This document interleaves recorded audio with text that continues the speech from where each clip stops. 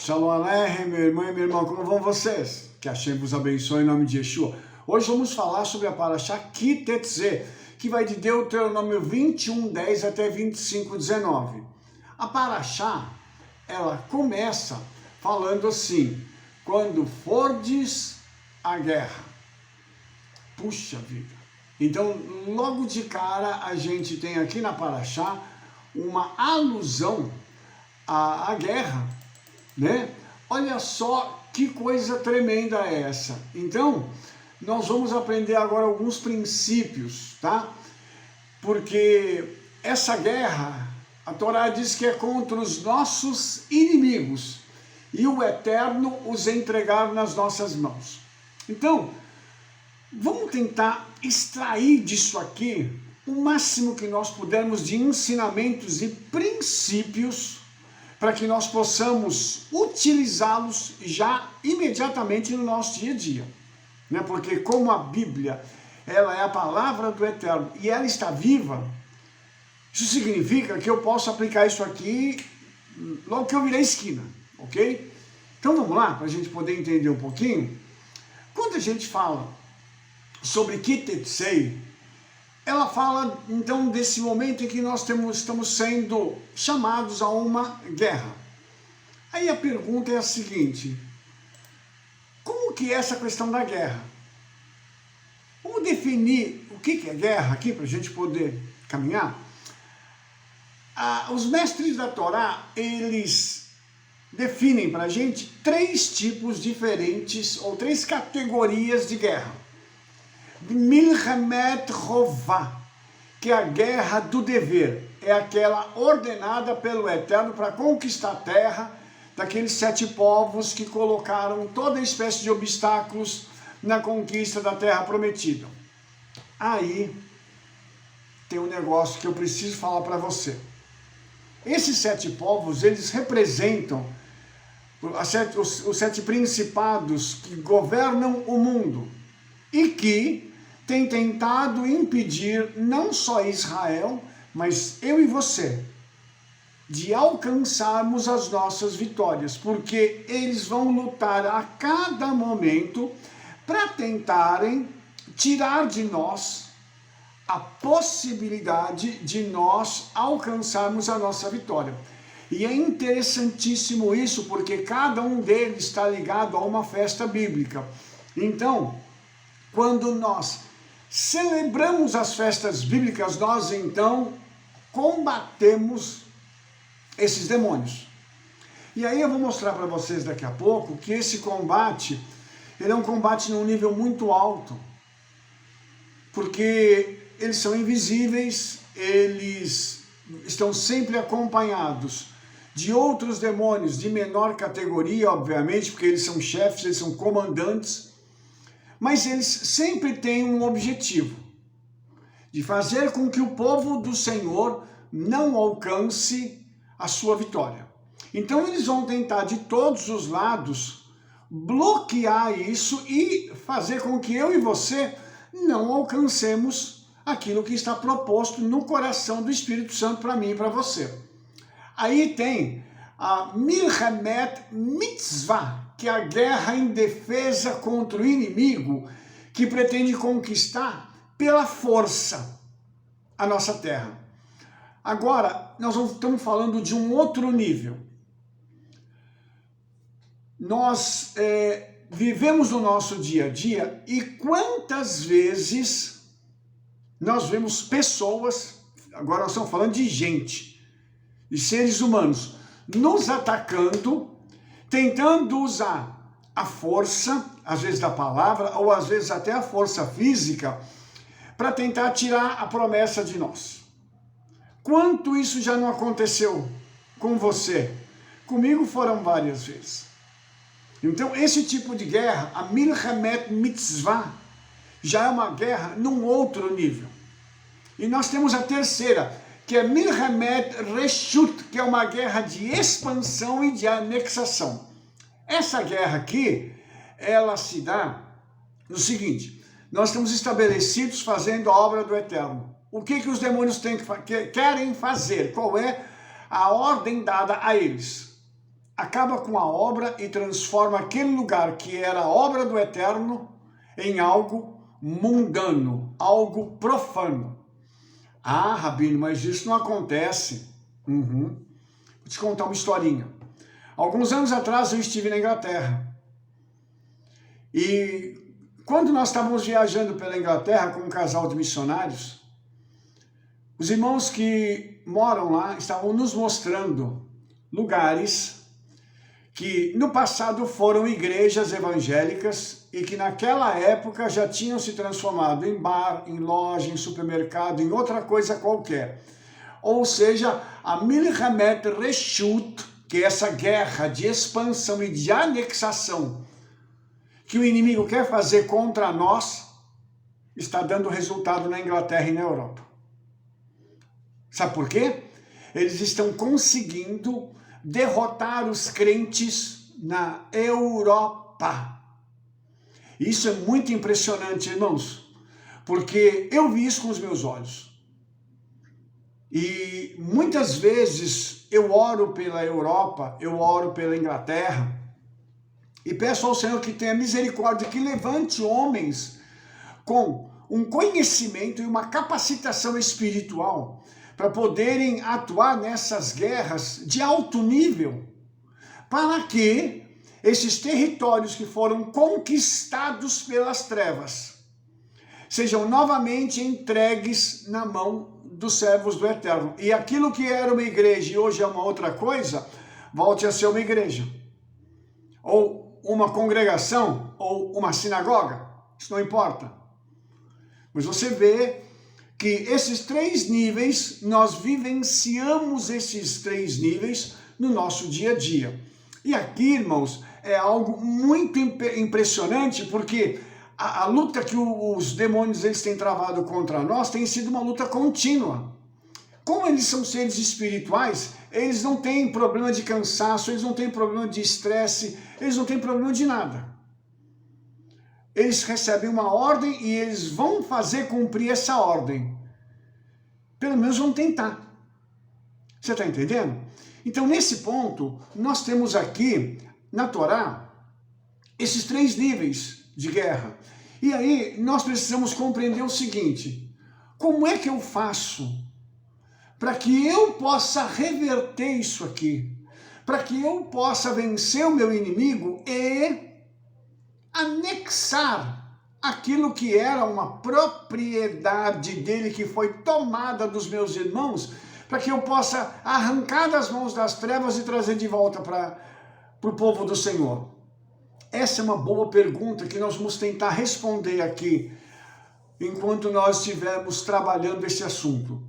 O importante é a gente entender que já na Torá, esses três níveis de guerra já existiam e que o povo de Israel já no deserto lutou com isso, e quando foram para Canaã, isso ficou muito mais claro e ficou muito mais difícil. E por que eu vou dizer para você que ficou difícil? Porque os israelenses, quando eles estavam na terra, eles acabaram no deserto perdendo o seu grande líder, que era Moshe. E Moshe tinha uma entrada no reino espiritual muito intensa. Não que Yehoshua, que o Josué fosse mais fraco ou etc, porque Yehoshua era um homem de guerra. Mas quando eu falo de entrada espiritual, irmãos, é porque as guerras nesse nível, elas são vencidas no primeiro momento no mundo espiritual, para que depois possa ser vencida no outro nível. Lembrando que quando Israel saiu do Egito, eles não eram guerreiros. Eles precisaram se transformar em guerreiros. E aí temos um outro princípio. Quando nós chegamos para Yeshua, geralmente nós não somos guerreiros, mas nós temos que nos transformar em homens e mulheres que vão ter que se acostumar com a guerra espiritual, que por vezes vai transparecer no nosso dia a dia em batalhas físicas e batalhas de anexação, onde eles vão tentar arrancar aquilo que é nosso, inclusive o espiritual, para poderem então nos colocar de volta como cativos. Olha que coisa interessante. Na guerra, existem algumas coisas que acontecem e eu queria falar um pouco para vocês sobre isso. Em Êxodo 15:3 está escrito que o Senhor, o Eterno, ele é homem de guerra. Aí a gente pergunta assim, mas como assim homem de guerra? Porque essa palavra homem é muito pesada para ser colocada do lado do Eterno. Então aqui nós temos um eufemismo para dizer que o Senhor participa conosco das nossas guerras. Ele está presente conosco nas nossas guerras. Aí nós vamos lembrar da batalha que foi desferida entre Israel e os egípcios e como essa batalha foi vencida. Os irmãos conhecem bem a história. E aí a gente pensa, quem é que estava fazendo guerra contra os egípcios? Era o povo de Israel ou era o Eterno? Era o Eterno. Então você imagina que essa batalha, ela aconteceu em dois níveis. Primeiro, no nível espiritual, quando o Senhor venceu os principados e potestades do Egito. Lembrando que as 10 pragas foram manifestações das vitórias do Senhor sobre os deuses egípcios. Então, já naquele momento, estava havendo um desencadear da ira do Eterno contra os egípcios. Mas não contra eles somente, contra os demônios, os principados e potestades que eram os governantes espirituais do Egito. Você vai se lembrar que Faraó entra nessa rodada na última praga, porque ali o Senhor vai acabar tirando todo o poder de Faraó, matando seu filho. Veja bem que interessante, quando o Senhor mata o primogênito de Faraó, ele está quebrando a cadeia de continuidade do governo do Egito. Então, nós temos uma coisa muito bacana aqui, que é essa manifestação do Senhor, tratando com os demônios e depois com os egípcios, porque quando Israel sai, Faraó se revolta e ele agora assume a condição de dizer o seguinte, eu vou atrás deles, vou reconquistá-los e vou matá-los. É a guerra no nível solo. Eu quero retomar o que é meu. Então eu vou atrás deles. E olha que coisa interessante isso. Aí o problema já não são mais os demônios. Aí o problema é o próprio Faraó. Agora, aqueles que se ajuntam com Faraó para se revoltarem, se rebelarem contra os israelitas, vendo tudo que o Senhor tinha feito, eles vão entrar nesse mesmo contexto de guerra e de punição.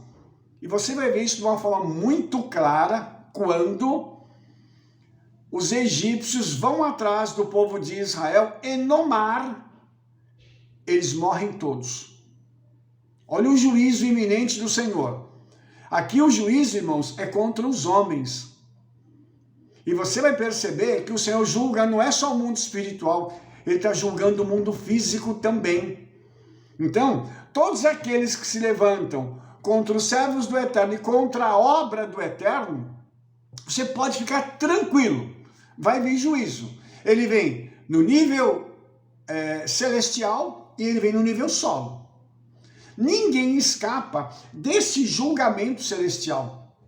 Isso é muito interessante porque quando a gente pega a Bíblia, a gente começa a notar que há uma apresentação, e ela é bem linear na história, mostrando o seguinte, lá no final da história, o Senhor, ele vai continuar nesse processo de guerra. E daqui a pouco eu vou te mostrar isso de uma outra forma, mas agora eu quero te mostrar como em Apocalipse é o ápice do juízo do Eterno contra os demônios e contra os homens. E o Senhor começa julgando os homens. E ele começa liberando pragas sobre o Egito. Que, estou sendo metafórico, obviamente, o mundo inteiro é o Egito, ou se você quiser chamar da Grande Babilônia, ou o sistema mundano, seja como você quiser tratar isso. Eu estou falando que em Apocalipse, todo aquele sistema, ele é comparado ao Egito. Então é como se o Senhor estivesse punindo o Egito. E ele começa a punir os homens, e aí começam a vir pragas sobre a terra, de uma tal forma que 2/3 da população vão morrer. E você imagina uma população de 7, 8 bilhões de pessoas. Se você parar para pensar, vão ser quase 6 bilhões de mortos. Isso num prazo de 7 anos. É muita gente morrendo todo dia. E aí, a gente vai passar por uma outra etapa. Lá no final de Apocalipse, quem que é julgado? Satanás e os demônios. Então você vai ver que o que aconteceu no Egito vai acontecer de novo em Apocalipse, no Egito chamado mundo, na ordem inversa. Agora, o mundo vai ser julgado, a população, as pessoas vão ser julgadas. E olha que coisa interessante, assim como o Eterno preservou Israel no Egito. Eles estavam na terra de Goshen e lá as pragas não os atingiam. Onde o povo judeu estiver, onde os crentes em Yeshua estiverem durante o período da grande tribulação, eles não serão tocados. Porque há uma promessa do Eterno de guardar o seu povo. Vai ter crente morrendo, Rabino? Lógico que vai. Vai ter sim, mas o Senhor vai preservar o seu povo. Porque as pessoas vão precisar morrer na grande tribulação para poder alcançar a salvação. Isso vai ser de uma forma diferenciada e agora não dá para a gente falar sobre isso, mas o que eu queria que você visse junto comigo é que existe esse paralelo tão extraordinário de guerra, do Senhor fazendo guerra contra os nossos inimigos. Porque é necessário que o padrão do Senhor volte à criação, onde havia a shalom plena do Eterno, onde o mundo vivia em harmonia, porque não havia pecado. É necessário que a história complete o seu ciclo e volte para o começo, entendeu? Só que para isso acontecer, tem que consumar, tem que terminar essa história. E o que começou como um confronto na eternidade entre as trevas e o Eterno, através da desobediência das trevas, obviamente, vai terminar da mesma forma, entendeu? Vai terminar igualzinho. O confronto vai terminar e Yeshua vence todos e acabou. E as trevas, irmãos, eles sabem que eles já estão derrotados. Eles sabem que eles não podem com Yeshua. Se você pegar, irmãos, você vê, se você tiver a oportunidade de estar orando por alguém, por um endemoniado, expulsando o demônio da pessoa, pergunte a ele, você tem capacidade de vencer Yeshua? Ele vai dizer não, não tenho. E eu já estou julgado, eu já estou condenado, eu vou fazer tudo para arrastar o maior número de pessoas junto comigo, que eu quero que, como eles dizem, essa carne fétida, é assim que eles nos chamam, vão para o inferno junto comigo. Sabe por quê, irmãos? Nós ainda temos esperança de salvação, eles não. Nós somos a coroa da criação do Eterno. O Ruach HaKodesh, o Espírito Santo, habita em nós. Neles não. Nós vamos ter acesso ao Olam Rabá, ao mundo vindouro, e eles já estiveram lá e sabem como é. Eles não podem voltar, e nós ainda podemos retornar à nossa origem. Então, se você pega o pacote, você vai perceber que a guerra que as trevas estão fazendo não é contra Yeshua, é contra nós. Nós somos a bola da vez dos demônios. Eles não podem com o Eterno. Quem diz que a guerra é do bem contra o mal? Eu, inclusive, gravei um vídeo sobre isso. Tem no nosso canal aí. A guerra é contra o homem, a guerra é contra nós. Os demônios, eles não querem saber, eles querem o mal da humanidade. Porque, teoricamente, em cada ser humano tem uma centelha do Criador. E, teoricamente falando, cada vez que uma pessoa vai para o inferno, uma centelha do Criador está indo junto. É como se uma parte do Criador estivesse no inferno. Difícil, né? De digerir, mas é verdade. Então imagine que quando a Torá está falando sobre essa guerra, ela está falando de uma guerra nossa contra o nosso adversário, que nós temos que sair com os despojos, não eles. O despojo é nosso, não deles. E aqui eu quero tentar te mostrar agora dois momentos na história de Israel em que o Senhor prevaleceu juntamente com o povo de Israel, e a vitória ela vai acontecer nos dois níveis, no nível espiritual e depois no nível físico. A primeira é uma história muito conhecida de todos nós. É a famosa batalha de Davi e Golias. Nessa batalha, irmãos, há um confronto onde as trevas estão afrontando o povo do Eterno. E tem um camarada que é o guerreiro, é o melhor deles lá, que é o Golias, é o exílio, e ele está afrontando ao Eterno. Como ele não pode fazer isso direto com o Eterno, ele faz com o povo de Israel. O diabo não pode ir até a sala do trono e xingar o Eterno, ou xingar Yeshua. Sabe por quê? Ele sabe quem é Yeshua, ele sabe quem é o Eterno. Então, o que ele faz? Ele vem contra nós. Foi o que Golias fez. Só que Golias não esperava que o Eterno enviasse o menor dos seus servos naquele contexto, que é Davi. Quem é Davi? Um pastor de ovelhas, um menino, adolescente, que quando ouviu aquilo, seu coração se encheu de ira contra aquele homem que falava e blasfemava do nome do Eterno.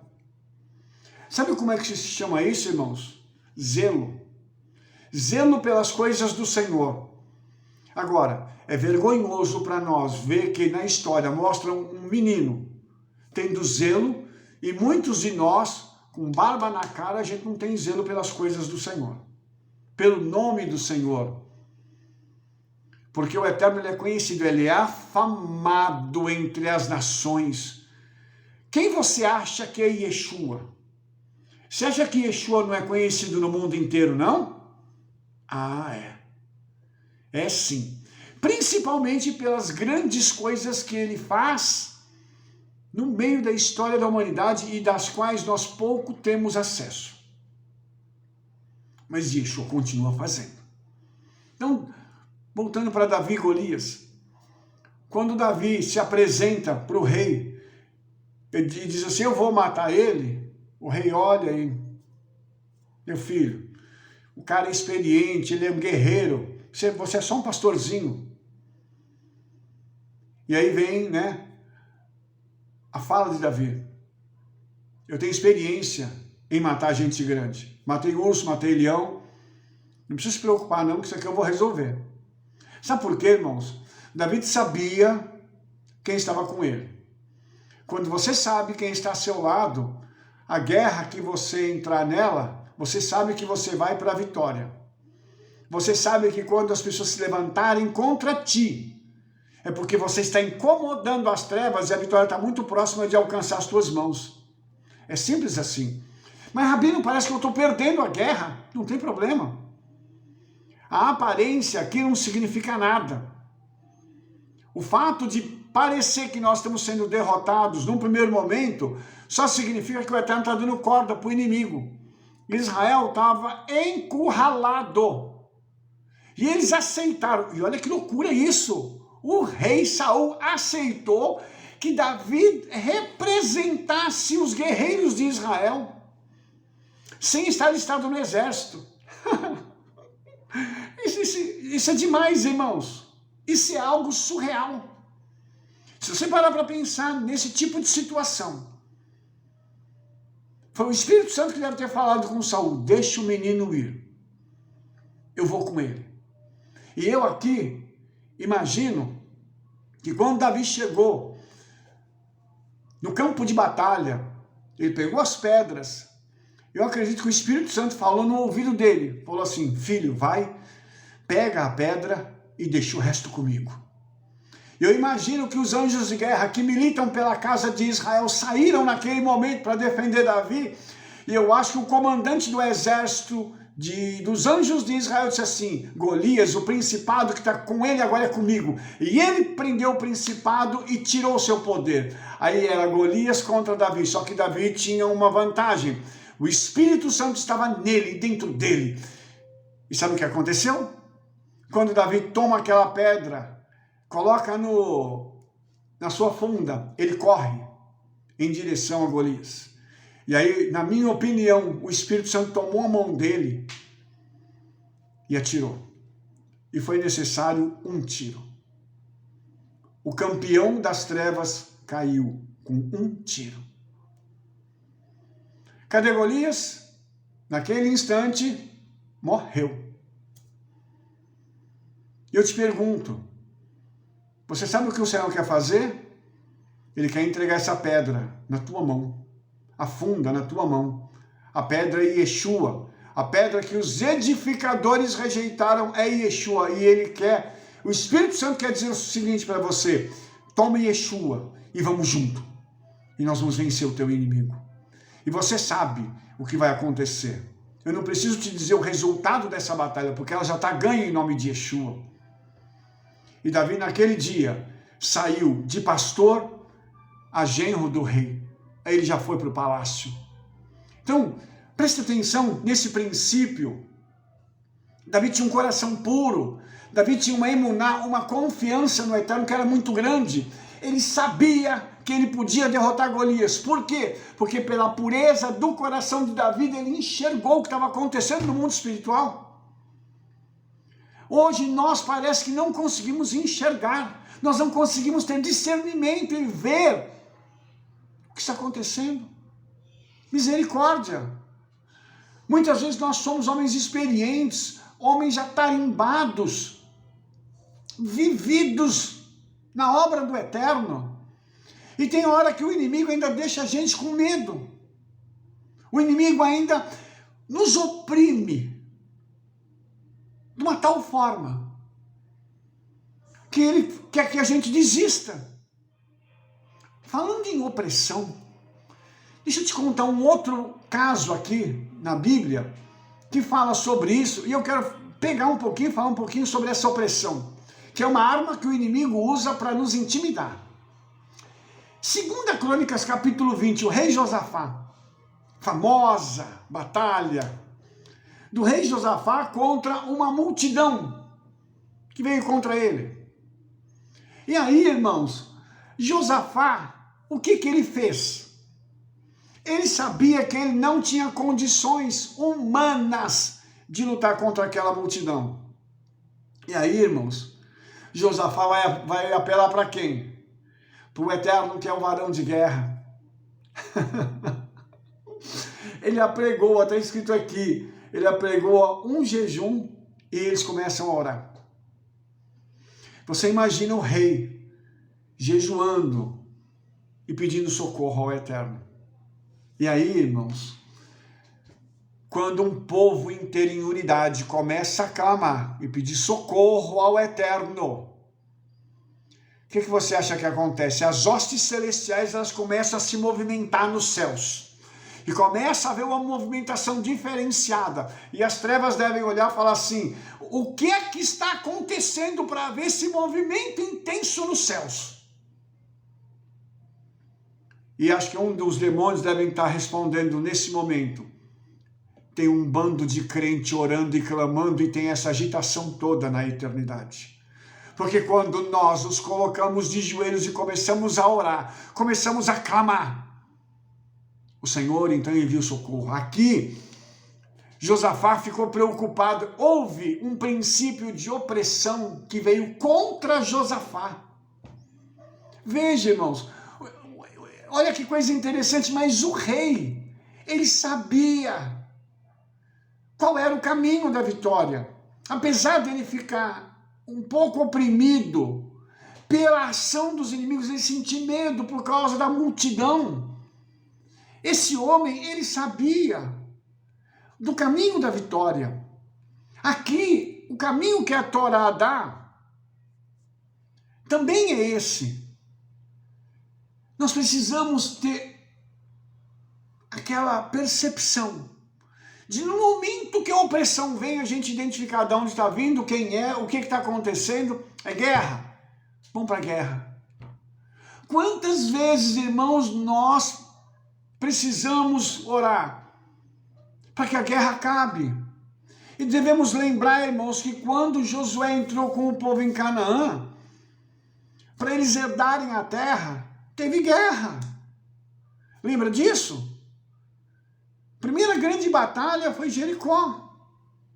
E depois vieram outras batalhas, as quais eles perdem uma, mas depois eles deslancham e vão vencendo as demais batalhas e conquistando a terra. Porque o Senhor entregou a sua promessa para nós. Nós não podemos, irmãos, abrir mão da promessa.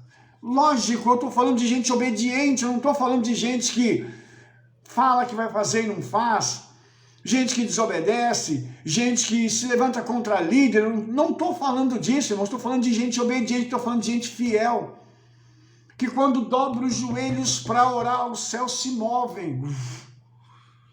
Quando aquela pessoa começa a orar, os anjos param e falam assim, espera aí, ele está orando, eu vou levar a oração dele até a sala do trono, porque Yeshua agora vai escutar as orações dele, ou dela. Segundo, irmãos, a tradição judaica, quando nós oramos, as nossas orações elas são tecidas como se fosse uma coroa e colocadas sobre a cabeça do Hakadosh Baruch Hu. Por isso o Eterno não esquece de nenhuma oração que você faz. Entendeu isso? Vou voltar para Josafá. Quando Josafá começou a orar, a Bíblia diz que o Espírito do Eterno veio no meio da congregação e toma um profeta. E aí tem uma outra coisa muito interessante. Tem a ação do profeta, o homem que vive entre o céu e a terra, o homem cuja vida está suspensa entre dois níveis, o natural e o espiritual. E é a pessoa que muitas vezes a gente não gosta dele, porque ele fala as coisas que precisam ser ditas, não aquelas que nós desejamos que ele nos diga. E aí, irmãos, o profeta diz, não temais nem vos assusteis por causa desta grande multidão, pois a peleja não é vossa, senão do Eterno. Ô, irmãos, a coisa mais linda que tem é quando Yeshua toma a nossa causa e fala assim, filhote, fica de lado que agora o problema é comigo, não é mais com você. Viver em santidade, irmãos, tem essas coisas. Da gente poder lutar pelo Senhor, e vai ter momentos que ele vai falar assim, filho, não se preocupa não, que a briga é comigo, não é com você. E aí, irmãos, o texto diz assim no verso 11, 2 Crônicas 17, ela diz assim, nesta peleja não tereis que pelejar, parai, está em pé, e vede a salvação do Eterno para convosco, ó Judá e Jerusalém. A nossa reação, irmãos, é orar, é clamar, se precisar jejuar, se precisar, coloca pano de saco e vão para a batalha espiritual. E aí, irmãos, a palavra do Senhor diz que nós temos que crer nos profetas, naqueles homens que o Eterno levantou, e eu estou falando de profeta genuíno, tá? Profeta genuíno que o Eterno coloca a palavra na boca dele, e ele começa a liberar aquela palavra, e as coisas começam a acontecer. E aí, irmãos, a tática final de guerra, que é uma das mais absurdas que existem, diz assim, no verso 22, o 21, né? Aconselhou-se com o povo e ordenou cantores para o Eterno, que louvassem a majestade santa, saindo diante dos armados, dizendo, Louvai o Eterno, porque a sua benignidade é para sempre. Ou Rodu Ladonai Kitov, que Leolam Hasdo. Essa musiquinha, nós cantamos ela várias vezes. Em tempos de guerra, na nossa congregação, várias vezes nós cantamos essa música. E vimos o mundo espiritual ser transformado de um peso muito grande na abertura dos céus sobre as nossas cabeças. E o texto diz que quando eles começaram com o júbilo e o louvor, a alegria de poder cantar isso e saber que o Senhor está ouvindo, o Senhor pôs emboscadas contra os filhos de Amon e de Moabe e os da montanha de Seir, que vieram contra Judá e foram desbaratados. No momento em que eu e você começarmos a louvar o Senhor, o nosso inimigo vai ser derrotado. E isso, irmãos, não é história da carochinha, isso é Bíblia. Quando nós começarmos a fazer isso, a nossa guerra no nível espiritual estará sendo vencida. Só que a vitória no mundo espiritual vai se manifestar no mundo físico. E essa manifestação no mundo físico, irmãos, ela é tão extraordinária que ela vai nos conduzir à vitória, à manifestação da vitória, à materialização. Eu não sei o que você precisa ou quais são as suas lutas, mas essa paraxá está ensinando para a gente que existem níveis de guerra e nós precisamos entender em que nível nós estamos e como nós vamos entrar nessa batalha para depois pegar os despojos, porque é isso que diz a Torá. E aqui, irmãos, quando eles foram derrotados, os inimigos de Israel, tem um verso aqui que é o verso 25 e o 26 que eu preciso ler para mim terminar essa paraxá. Eu preciso que você entenda essa conexão, porque isso aqui é fantástico. É a paraxá com Josafá. Diz assim: e vieram Josafá e o seu povo para saquear os despojos, e acharam nele fazendas e cadáveres de abundância, assim como vasos preciosos, e tomaram para si tanto que não podiam levar mais. 3 dias saquearam o despojo, porque era muito. O despojo que você vai saquear da sua guerra não é pouco. Por isso o inimigo já está incomodado, ele já sabe que vai perder e o despojo vai ser grande que vai para a tua mão. Terminando, e no 4º dia se ajuntaram no vale de Berahá, porque ali louvavam ao Eterno. Por isso chamaram o nome daquele lugar o Vale da Berahá, ou Vale da Bênção, até o dia de hoje. Depois de pegar e trazer o despojo, sabe o que tem que fazer?